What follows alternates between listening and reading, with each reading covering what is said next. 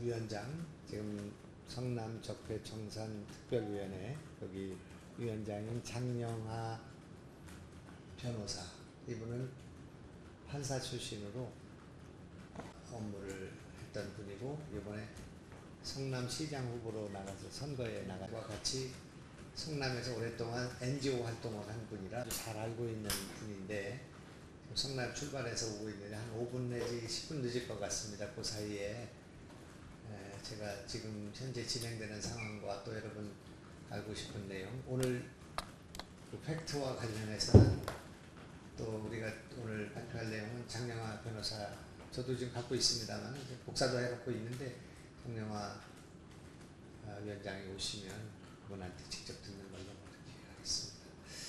지금 우선 가지를 정리를 하면 이재명 지사의 선거법 내지는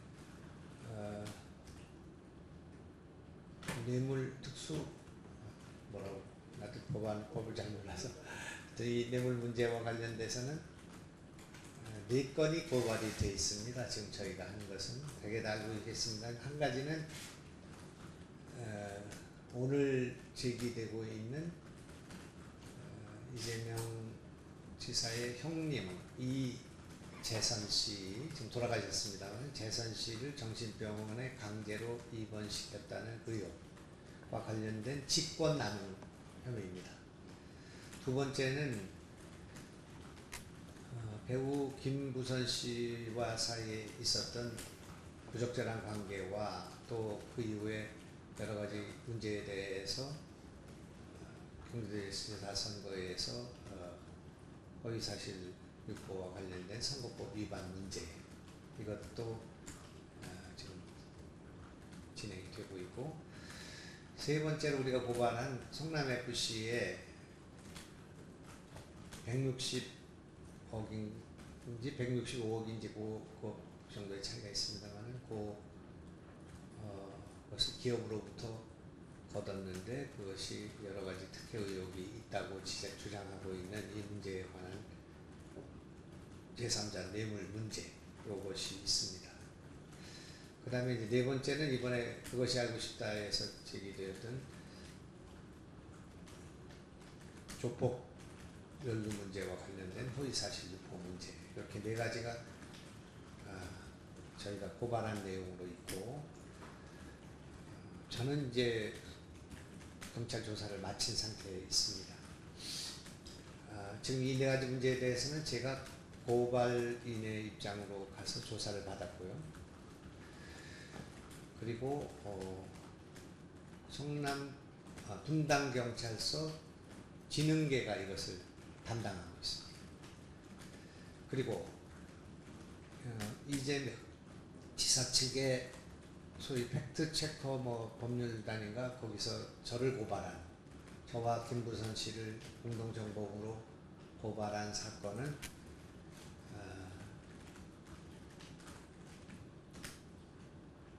봉하마을로 가는 그 차 안에서 성남시장과 전화를 했고, 또 옥수동으로 가라는 전화를 했는데 그 날짜가 틀리다고 주장을 해가지고, 그것이 지금 그날 또 미래가 없었는데 미래가 있었을 것 같다, 그렇게 얘기한 것에 관해서 저를 고발해서 그 피고발인 조사를 제가 받았습니다. 2번 저는 받는데, 그것은 동부지청에 처음에는 고발을 했는데 그것을 분당경찰서 사이버 수사팀으로 지금 가 있습니다. 그래서 두 개가 다 분당경찰서로 가 있다. 아직 병합된 상태는 아니다, 그렇게 말씀드릴 수 있겠습니다. 제가 들어가 보니까 지금 오늘 저희가 말씀드리려고 하는 형의 정신병원 강제 입원에 대한 직권남용 문제에 대해서는 경찰이 굉장히 많은 조사가 이루어진 상태에 있습니다.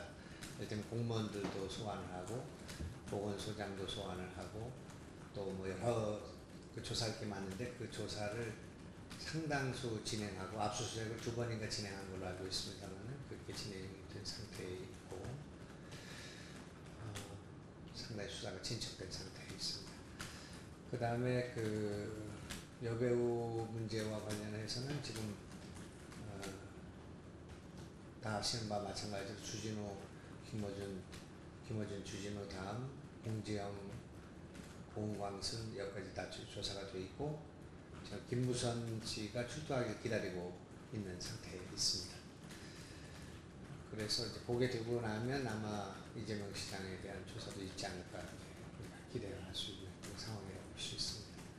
이재명 도지사는 지금 아무런 조사를 받지 않은 상태에 있고, 그 다음에 성남FC 문제에 관해서는 그게 선거법이 아니기 때문에 경찰의 말씀은, 경찰 쪽의 얘기는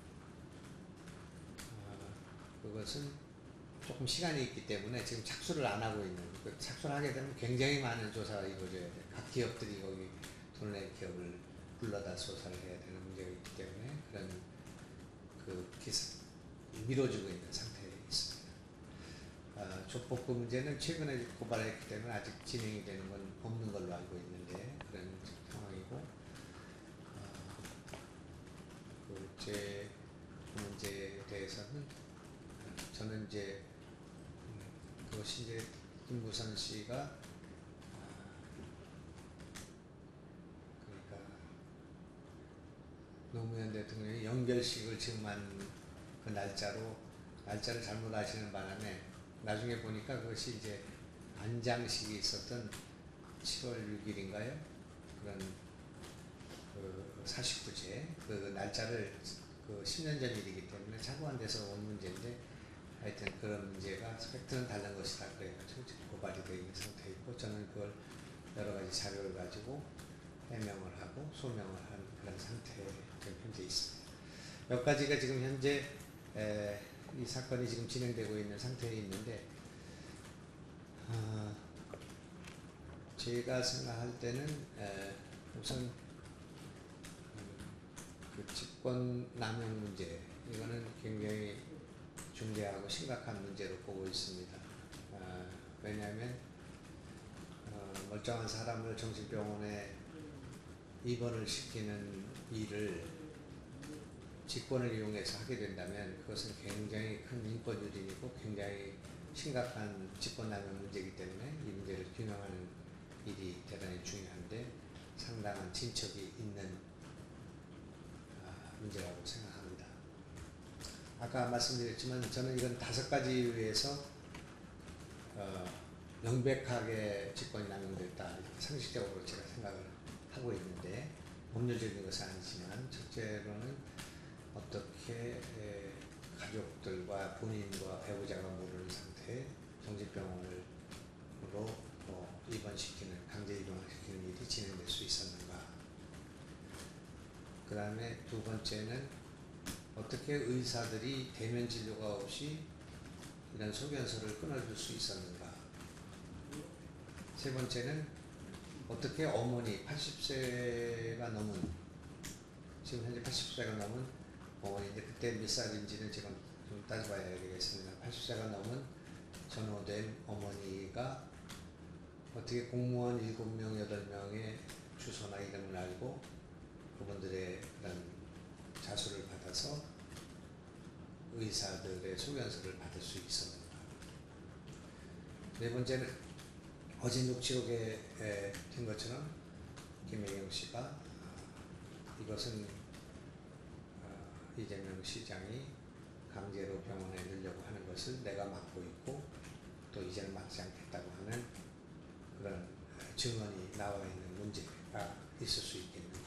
그다음에 마지막으로는 어머니의 녹취가 이재명 시장과의 대화 과정에서 난 몰라, 난 아무것도 몰라, 더 이상 협박하지 마, 이런 녹취가 발견될 수 있는가. 이 5가지 이유로 해서 이것은 분명히 시장이 개입되지 않고는 할 수 없는 직권남용의 문제다 그렇게 생각을 합니다. 우리 장영하 위원장이 오셨기 때문에 제 상황 설명은 여기까지 마치고 우선 빨리 오셔서 앞에 있어가지고 그걸 가지고 날짜가 틀리다고 고발한 거기 때문에 장영하 위원장님 좀 조심하셔야 될 것 같습니다. 네? 조심하셔야 된다.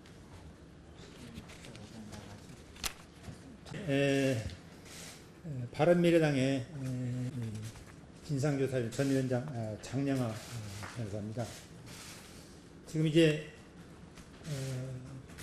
그 이재명 지사가 지금 관련된 사실을 계속 지금 부인하고 있는데, 최근에 지난번에 제가 이제 그 기자회견을 할 때 이재명 지사의 부인이었던 김혜경 여사와 이재선 씨의 그 딸 되는 이주영 씨 간의 통화 내용을 전체를 다 들려드리지 않고 핵심되는 부분, 그러니까 이재명 지사가 이재선 씨를 정신병원에 강제 입원시키려고 했던 것이 사실이라고 뒷받침되는 부분만을 들려드린 적이 있습니다. 파일은 제공하지 않고. 그런데 그 파일이, 녹음 파일 자체가 지금 최근에 엊그제 언론이나 사이버상에 지금 많이 돌아다니고 있어서 이재명 지사의 부인이 지금 거의 네이버에 실검 그 상위권 2위까지 올라간 걸로 알고 있는데, 그 관련해서 좀 더 정확한 그 데이터를 국민의 알 권리 차원에서 제공하는 것이 옳겠다 싶어서 이 자리가 지금 마련이 되었습니다. 지금 이제 여러분께 그 나눠드린 자료는 지금 20부밖에 준비가 안 돼서 필요한 부분은 더 공부실에 더 복사해서 더 드리도록 하고요. 그것이 지금 날짜 순서대로 정리를 해보면 그것을 좀 날짜 순서대로 보면서 여러분께 설명을 드리도록 하겠습니다. 2012년 4월 2일부터 4월 5일, 그러니까 4월 2일, 4월 4일, 4월 5일, 또 4월로만 표시되어 있는데 그것도 아마 그 경에 작성된 걸로 추정이 됩니다. 성남시 공무원 8명이, 그러니까 기간이 굉장히 그 한 3, 4일간에 걸쳐서 집중적으로 해서 진술서를 작성을 했는데, 여러분 아시겠습니다만은 공무원들이 양식이 없는 것을 그렇게 8명에 대한 공무원이 같은 시기에 집중적으로 작성한다는 것은 어떤 상당히 좀 그 슈퍼바이저나 좀 피치 못할 사람이 작성하라고 지시하지 않았으면 그런 일들이 작성되기가 어려울 것이라는 거 아마 잘 알 겁니다. 그 뒤에 지금 첨부되어 있는데요. 물론 이제 그 명예훼손의 소지가 있어서 해당되는 이름은 전부 지웠습니다만은 4월 2일 날 자치행정과 직원, 그 다음에 4월 2일 날 자치행정과 직원, 4월 4일 날 자치행정과 직원, 4월 4일 날 자치행정과 직원, 그 다음에 4월 4일 날 자치행정, 4월 5일 이렇게 쭉 붙어 있습니다. 그래 1번이 그렇고요. 그 다음에 두 번째는 그 8명이 작성한 서류 제목이 전부 하나같이 진술서입니다. 그러니까 무슨 얘기냐면 공무원들이 각자 판단을 작성했다고 한다면 그것이 진술서가 될 수도 있고 사실 확인서가 될 수도 있고 여러 가지 제목이 붙어 있을 수 있는데, 그 제목이 8장이 전부 한결같이 진술서로 되어 있습니다. 그 다음에 세 번째, 그 마지막에 두 사람이 작성한 그 다른 사람 6사람은 누구를 상대로 해서 작성했는지 누구에게 보낼 서류인지 특정되어 있지 않은데, 마지막에 2명이 작성된 진술서에 보면 수신인이 분당구 보건소장으로 되어 있습니다. 그러니까 이것은 특정한 목적 하에서 작성된 것이 드러난 것이다, 이렇게 알 수 있고요. 그 다음에 이제 그 다음으로 두 번째로 나오는 것이 2012년 4월 5일 날 13시 42분에 지금 그 분당 서울대학교 병원 정신건강의학과 전문의 해가지고 해당된 이름은 지웠습니다만, 그 밑에 보면 좀 이제 팩시밀리에 그런 비슷하게 성남시 분당구 보건소하고 이름은 지웠습니다. 그 당시 분당 보건소장의 이름입니다. 2012년 4월 5일 13시 42분 해가지고 이재선 씨의 문건에 대한 평가 의견, 이렇게 지금 그것이 프린트 되어 있는데, 지금 제가 알기로는 성남시 경우에 공무원들이 업무용 컴퓨터에서 들어있는 것을 프린트할 때 프린트된 일시하고 누구의 컴퓨터에서 프린트가 됐는지가 지금 그 밑에 이렇게 기재가 되게 되어 있습니다. 그래서 그것이 2012년 4월 5일 13시 42분에 분당 보건소장의 업무용 컴퓨터에 들어있던 내용을 프린트한 것이다. 이런 것을 지금 드러내고 있는데요. 그러니까 그때 이미 그 당시에 이제 그 이재선 회계사를 정신병원에 입원시키려고 하는 움직임이 있었다. 이렇게 지금 그 강력한 추정이 되는 거죠. 추정할 수 있고요. 그 다음에 이제 그 뒤에 보면 어머니 구모 씨, 그 다음에 다른 형제들의 의견서 및 정신건강치료 의뢰서가 2012년 4월 10일자로 작성된 것을 알 수 있습니다. 그 뒤에 넘겨보시면 이제 전부 날짜가 그 의뢰서가 2장이고 정신건강 의뢰서가 2장인데 그거 보면은 다 지금 작성 날짜가 2012년 4월 10일입니다. 근데 지금 이재명 지사는 지금 각종 그 언론이나 이런데 그 이거 하나는 보면은 그 그러니까 병원에 그 강제 입원시키려고 했던 것은 어머니 및 형제들이라고 이렇게 얘기를 하고 있는데 지금 그 날짜가 2012년 4월 10일이고 이미 그 이전에 아까 보셨다시피 공무원들 8명이 작성한 진술서라든지 또는 분당 보건소장의 컴퓨터에서 프린트된 이재선 씨의 문건에 대한 평가 의견 이런 것을 보면 그 이전에 그러니까 어머니와 형제들이 그 의뢰서 및 정신건강치료 의뢰서를 작성하기 이전부터 이재선 회계사를 정신병원에 입원시키려고 하는 움직임이 있었다. 이렇게 알 수 있죠. 그 다음에 이제 그 경찰관의 이제 그 의견서인데 이제 검찰로 송치한 의견서인데 거기 보면 지금 이제 이재명 지사는 뭐라고 얘기하고 있냐면 이재선 회계사가 어머니에게 폐륜적 막말을 하고 심지어는 뭐 아주 그 입에 담을 수 없는 말을 해서 지금 이런 일이 발생했다. 그 다음에 그래서 이제 이것이 발단이 됐다는 취지로 이렇게 설명을 하는 것을 많이 지금 보고 있습니다. 그런데 거기에 그 뒤에 이제 경찰관 의견서 보면 그 고인인 이재선 회계사가 어머니 구모 씨에게 내가 나온 구멍을 칼로 쑤셔 죽이고 싶다는 폐륜적 발언을 했기 때문이라고 하는데 그 시점은 2012년 6월 5일 저녁 6시 30분경 또는 그 이후입니다. 그러니까 그날 더 늦은 시간이라는 거죠. 그때 이제 6시 반경에 만남이 시작되었고 그런데 그러니까 그보다 더 이전에 이런 움직임이 있었고 그런 막말이 등장한 것은 2012년 6월 5일이 최초다. 그런 얘기입니다. 그 다음에 거기에도 보면 그 의견서에도 보면 있습니다만은 그 발언을 들은 사람 그러니까 어머니한테 직접 그 말을 한 것이 아니라 그 이재명 지사의 처인 김혜경이 있는 자리에서 지금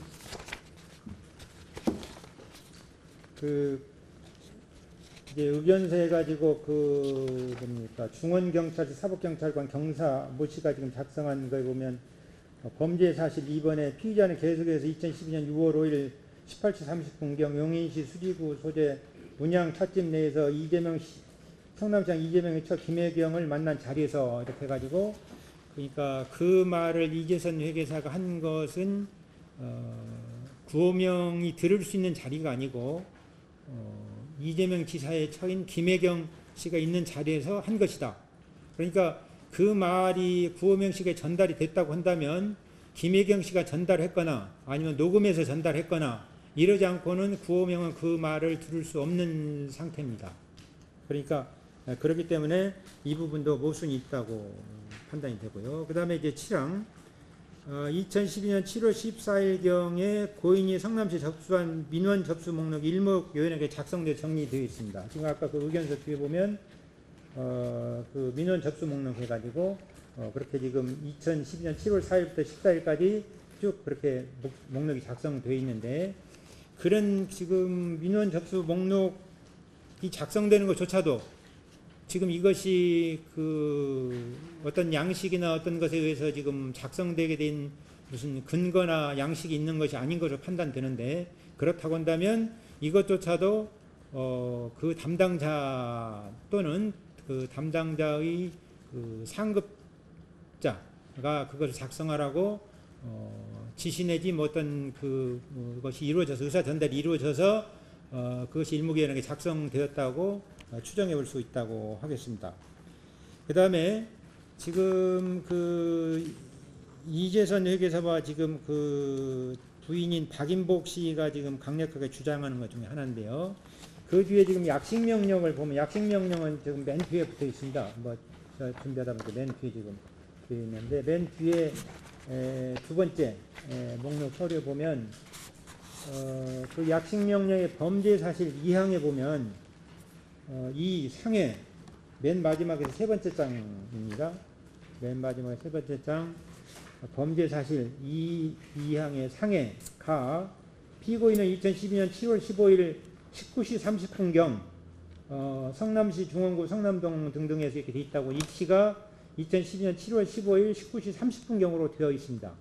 그러니까 지금 이재선 고인이나 박인복 씨는 어머니에 대한 폭행 사실을 부인하고 있습니다만, 원래 약식명령 확정됐으니까 부인한다고도 인정될 수밖에 없는 입장이라는 건 이해를 하지만, 어쨌든 본인들은 그런 바가 없다고 이렇게 얘기를 하고 있는데, 그 날짜가 2012년 7월 15일 파랑 2012년 7월 15일 19시 30분경이라는 겁니다. 그 시점이. 그러니까 그 전에 이런 부분에 어머니를 뭐 때리고 뭐 이렇게 했기 때문에 뭐 한다. 아까 지금 폐륜적 막말과 마찬가지로 그런 움직임 이후에 그런 사건이 발생했다 하는 것을 지금 확실히 지금 알 수 있는 자료입니다. 이게 공문서니까요. 그 다음에 아홉 번째, 2012년 8월 2일 지금 그게 아까 목록 다음에 있습니다. 목록 다음에 보면 2012년 8월 2일 날 성남시 정신건강센터장이 같은 날 작성된 분당 차병원 정신건강관리학과 주임교수의 대면하지 않은, 그게 회신에 보면 대면하지 않았다는 취지를 알 수 있습니다. 이걸 좀 자세히 읽어보면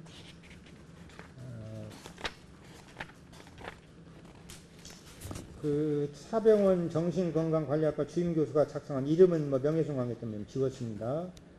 보면 피의뢰인 어머니 구호명 씨 가정폭력 특례법 보호처분 및 임시처분 신청서 등의 서류상 검토한 결과, 그러니까 서류상 검토한 결과라고 나와 있죠. 자신 및 타인을 해할 위험이 있어서 정확한 진단과 치료가 필요할 것을 사례됩니다는 회신이 있습니다. 그 날짜에 회신을 근거로 해서, 근데 그거는 서류 검토만 이루어졌다는 게 나타나 있죠. 이제 정신질환자로 의심, 그 회신을 근거로 진단 및 보호신청서를 작성했습니다. 그 보호신청서는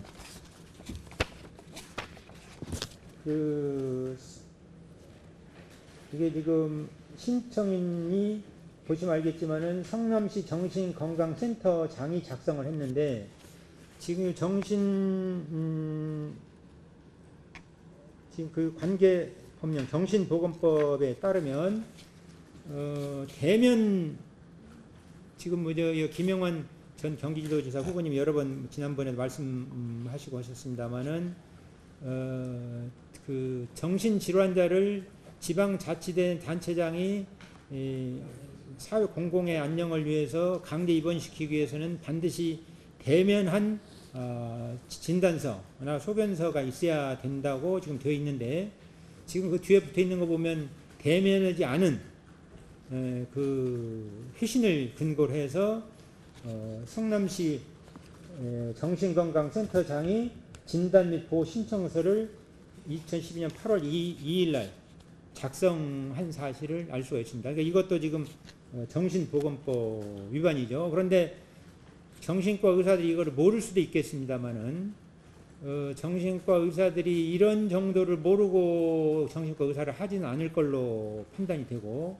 그렇다고 한다면 이걸 작성되는 과정에서도 강력한 외력이 작용되지 않으면 이것이 작성되는 것이 불가능하지 않느냐 이렇게 추단되는 그런 서류입니다. 그래서 그 진단 및 보호 신청서가 작성되었고요. 그 다음에 그 다음 서류를 보면 2012년 12월 22일자로 맑은샘 심리상담연구소에서 작성한 평가 보고서인데요. 이 평가 보고서가 작성되게 된 경위는 지금 아까 7월 15일 날 어머니 집에서 이재선 회계사와 박인복 여사 등 또 동생 뭐 이런 사람들이 서로 간에 소란이 있었는데 그것을 문제 삼아 가지고 그것을 처리하는 과정에서 담당 검사가 이재선 회계사에게 당신이 지금 정신질환이 심하다고 이렇게 주장을 하니 정신질환이 있는지에 대해서 소견서를 나름대로 그 유의미한 서류를 작성해 와라 해가지고 요청을 해가지고 그 이재선 회계사가 지금 이 맑은샘 심리상담연구소에 찾아가서 의뢰를 해가지고 받은 이제 소견서입니다. 평가보고서입니다.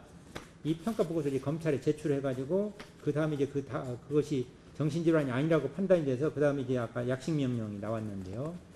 그것을 보면 그 마지막 결론란에 보면 이상을 종합해 보았을 때 피검자는 현재 유의미한 정신과적 장애 및 정서적 어려움을 나타내고 있지 않은 것으로 아는 상태로 판단된다. 12월 27일자로 이렇게 판단된다고 되어 있습니다. 그러니까 지금 이제 이재명 지사는 아마 지금 여러 그 언론 지상이나 등등에서 지금 이재선 회계사의 부인 박인복 여사와 딸의 요청에 의해서 정신병원에 강제 입원됐다. 이렇게 지금 주장을 하고 있는데 그것은 제가 알기로 이보다 2012년 12월 27일보다 이후인 2014년 말경으로 저는 기억을 하고 있는데요. 한참 뒤입니다. 그러니까 뒤에 것을 앞에다 끌어다 붙여서 정신병원에 자기는 정신병원에 강제 입원시키려고 한 적이 없고 오히려 이재선 회계사의 처인 박인복 여사와 그 딸이 이재선 회계사를 정신병원에 강제 입원시켰다. 그런데 이걸 자기한테 뒤집어 씌우고 있다. 이런 취지로 발언하는 것으로 저는 기억을 하는데요. 그런데 그것은 이보다 뒤인 2014년 말경으로 그렇게 알고 있습니다. 그 자료는 지금 제가 가져오지 못했는데 그 자료도 있는데 가져오지 못했는데 필요하면 나중에 추가로 제공을 하겠습니다. 그러니까 이 시간 순서대로 이것을 정리해 보면 이재명 지사의 관련 주장이나 이런 부분이 얼마나 거짓으로 일관되어 있는지 혹은지 이런 것을 알 수가 있고 그다음에 이런 자료들을 보면 저희가 이건 확보한 자료입니다. 확보한 자료에만 봐도 이재명 지사가 직접적으로 형을 정신병원에 입원시키려고 했다는 직접적인 증거들은 아니지만 이재명 지사가 이재선 회계사 친형인 이재선 회계사를 정신병원에 강제 입원시키려고 했었다는 것을 강력하게 추정할 수 있는 뒷받침될 수 있는 공문서 또는 공무원들이 작성된 문서 또는 그 임상병리사가 작성한 평가보고서 또는 경찰관이 작성한 의견서 또는 판사가 작성한 약식명령 등이 있어서 이걸 시간순으로 정리해서 이 점을 잘 보면 잘 드러난다고 하겠습니다. 제가 지금 말씀드릴 부분은 사실관계는 이 정도고요. 혹시 저에게 추가로 관련해서 질문이 있으시면 제가 아는 범위 내에서 최대한 자세하게 답변을 올리도록 그렇게 하겠습니다. 말씀하시죠. 네. 우선 이거는 어제 있었던 됐는가를 쓴 내용인데 전체적인 자소서 가운데 이 부분 배경 쓰지 않으셔도 되겠습니다. 논하드리겠습니다. 김혜경이 뜬금없이 숙명품을 위해 105 2건, 50호 2건의 그림에 몰두하고 있는 설득 및 동정조의 말에 이주영이 저는 학교 부근에서 자취를 하고 있어서 것이지 왜 말도 안 되는 강제 입원까지 하나 싶어 화난 마음에 김혜경에게 논리적으로 하시고 일 잘하시면 되지 않느냐며 6일 밤새 그림을 그리고 그 다음날 새벽 몇 번 전화가 울려서 보니 김혜경이었습니다. 이에 이주영은 김혜경이 무슨 말을 할지 몰라 녹음. 김혜경은 그 통화에서 허위사실을 유포했던 문자 내용 홍보하여 이주영에게 과정에 있습니다. 아직 완성되지는 않았는데 그런데 이제 그것을 여러 가지로 확인을 해서 지금 작성한 진술서의 일부분입니다. 그러니까 지금 아직 완성이 안 돼 있다 보니까 지금 보니까 오자도 있고 탈자도 있고 좀 그런데요. 그 부분, 그러니까 완성이 안 돼서 그 해당되는 부분만 언론인 여러분에게 국민들에게 좀 그 알려드리는 것이 국민들의 사실 파악, 알 권리 차원에 도움이 되겠다 싶어서 그 부분만 지금 이제 핸드폰 카메라로 촬영을 해가지고 보내와서 프린트를 한 겁니다. 그 부분이. 그러니까 비교적 그 부분은 진실에 가깝다 이렇게 생각하시면 될 겁니다. 그 박인복 여사의 진술서의 일부분입니다. 아직 대외적으로는 제출되지 않았습니다. 이게 진술서라고 하시는 거는 네? 그 강 변호사님과 통화를 한 내용이라고 보시면 되나요? 이 내용. 아, 그게 저와 박인복 여사가 함께 지금 진술을 작성하고 있습니다. 지금 워낙 양이 많아서 작성하는 과정 중에 있는데 그 작성한 부분, 기왕 작성된 부분에 그 부분이 들어있어서 그 부분을 지금 박인복 여사가 촬영해가지고 여기 김영환 전 도지사 후보에게 지금 보낸 겁니다. 네. 이런 내용이라고 박인복 그 형수님이 저한테 보내온 내용이니까 참고하시라고 그런 말씀. 그러니까 배경을 이제 그러니까 그 지금 그 사이버상에서 언론에 돌아다니는 김혜경 여사와 이주영 씨로 추정되는 그 녹취 파일, 내 작은 엄마다 하면서 뭐 너네 아빠 때문에 알아 이런 녹음 파일 있잖아요. 그 파일이 작성되게 된 그 정황, 배경을 이제 거기 지금 설명을 한 겁니다. 그러니까 좀 보완 설명을 하면 그때 당시에 이주영 씨는 지금 숙명여대를 아마 다니고 있는 걸로 보여지는데 학교 앞에서 자취를 하고 있어서 집안 사정을 잘 모르고 있었는데 갑자기 작은어머니 되는 김혜경 여사가 전화를 해가지고 너네 아빠 정신질환에 문제가 있다는 취지로 설명을 하니까 무슨 말입니까? 잘 모르겠습니다. 집에 전화해서 확인해 보겠습니다. 해가지고 집에 이제 전화를 해서 확인해 보니까 뭐 이제 그 이재명 지사 및 그 부인된 김혜경 여사와 이재선 회계사, 박인복 여사 사이에 여러 가지 그런 것이 있었고 심지어는 좀 다음에 뭐 밝히겠습니다만은 이재명 시장의 비서되는 백종선 씨까지도 이게 뭐 문자 보내고 뭐 이런 뭐 심한 것들 왔다 갔다 했는데 그런 것들을 이제 설명을 듣고 지금 이제 이주영 씨가 작은어머니인 김혜경 여사에게 이제 문자를 보낸 것 같습니다. 이게 뭐 허위 사실 아니냐 그런 취지로 문자를 보내니까 지금 이제 그 며칠 뒤에 6월 6일 날 아침에 지금 그 7시 반경이라고 돼 있죠. 그 김혜경 여사가 이주영 씨에게 전화를 해가지고 이만저만 해서 그래서 그 전화하는 과정을 이제 이주영 씨가 이거는 좀 문제가 있겠다 싶어서 녹음을 한 겁니다. 녹음을 해가지고 그게 이거 녹취 파일이고요.